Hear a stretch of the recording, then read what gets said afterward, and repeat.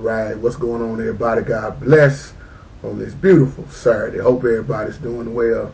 Y'all already know, as we give God the honor, the glory, and all the praise, another day that the Lord has made, and I'm just rejoicing and being so glad in it.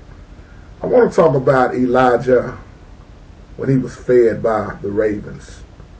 It's amazing to me how God used animals to feed a human, to feed a man. And we can oftentimes look back in the Word of God, how God took care of Israel, how he fed them manna from heaven. And it shows us that God will always take care of his children. I think about stuff like this every day because I feed birds every day. Anytime I got that old bread left over from the food bank, which is pretty much every day, I got bread to feed the ducks and the birds, and even the squirrels run out there every now and again, and they be sometimes squabbling over the bread. And it's amazing when I look at God's creatures, how they all sit around and eat, and they look out for each other. Some of them be trying to fight. But have you ever thought about that in the Bible, how God used the ravens to feed Elijah? He used the bird, he used the ravens to feed. This prophet who loved God so much, my brothers and sisters, Prophet Elijah, he obeyed God. He stood hard for God like we ought to do. He stood bold against what's my man name? Ahab. Y'all remember King Ahab, who was married to wicked Jezebel. Just wasn't no good in Ahab, and the show wasn't no good in Jezebel, really, when you just look at it, and how she got the best of King Ahab, which was her own husband. And fellas, that's a warning and a sign to us also to watch out and don't you mess around and get you no Jezebel. And Elijah stood bold against the evil king and her, and God gave him power, great power to me, to do some great miracles. He showed Elijah so much. And when he gave Elijah that power to do great miracles, he was giving Elijah that, that power to show people that there is only one God, the only true God. We got a lot of many gods out right about now, but there is only the Most High. It ain't but one way to get to him. I don't care about how many people preaching this another way to get to him. Them gods ain't about nothing. When you look at 1 Kings, I'm really just talking about 1 Kings 1 through 6. One day God gave his helper Elijah a very, very important message. And if y'all know what the rain is, y'all know what I'm talking about. I'm just paraphrasing, because he gave him an important message that there wasn't going to be no rain for a long, long time. God told him that. And if there is no rain, Elijah was thinking, well, if there's no rain, then God said ain't going to be no rain. I'm not going to really have nothing. Elijah thought, I'm really not going to have anything to drink, and I'm not going to have no food. How can I grow food? So I'm pretty much just going to be stuck, and I'm not going to have nothing at all. Sometimes we do God like that. When God tells us stuff, we start kind of wondering sometimes, well, I heard what God said, but, I'm not going to doubt him, but I just can't see what God is saying. Well, we always have to remember, he always told us that our thoughts is not his thoughts. Our ways is not his ways. You can't understand a whole lot of times why God is doing what God's doing, but best believe he's working it out for our good. So Elijah was like, if there is no rain, I'm not going to have nothing to eat.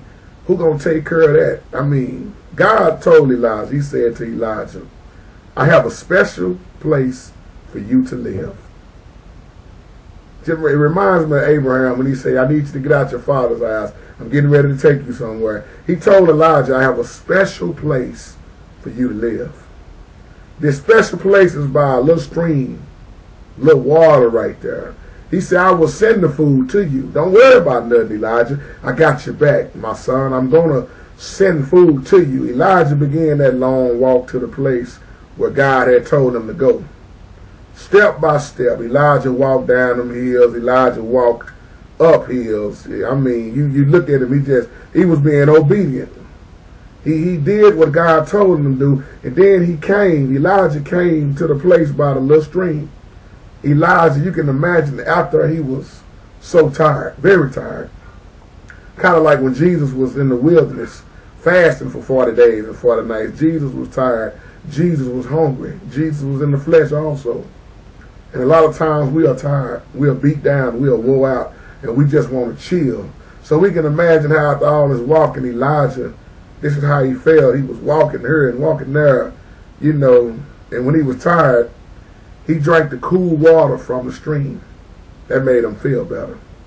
Elijah sat down by the stream and he started looking around, you know. He was looking around. Not far away, all the plants were dry. They was dry and pretty much brown. You know how plants get when there's no water. There was no food growing there. You know, can we imagine this? He was looking around and there was no people, no food. There were no houses. There wasn't even any stores where Elijah could buy food. What am I going to eat? Can you imagine this? Some of us can't even go an hour without eating. What am I going to eat? Elijah thought. Then he remembered. I forgot. I remember, though, that God told me he was going to take care of me. If we could understand that God is going to take care of us, my brothers and sisters, and stop all this worrying. We always want to pray, then we start worrying. Y'all know I always say, if you're going to pray while worrying, if you're going to keep worrying, what's the use to even praying? Because that's a lack of faith when you are worrying. So Elijah remembered that my Father going to take care of me. He's going to take care of me. And God always do what God say God is going to do. So Elijah waited by the stream. He waited. Soon he saw them ravens, them big black birds, I like to say, flying toward him. Then they flew closer and closer.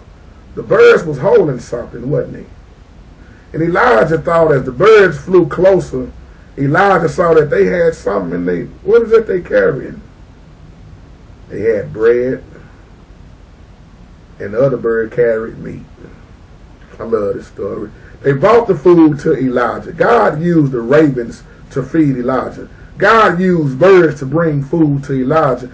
Now, if God would take care of us using the animal, if God takes care of the animals, why are we worrying about the next day? God loved and cared for Elijah. And if we can learn to just hold on. Sometimes you might got to wait a while. But remember while you wait, who's going to take care of you. When we get impatient and start forgetting about God, is when we make our biggest mistakes, my brothers and sisters.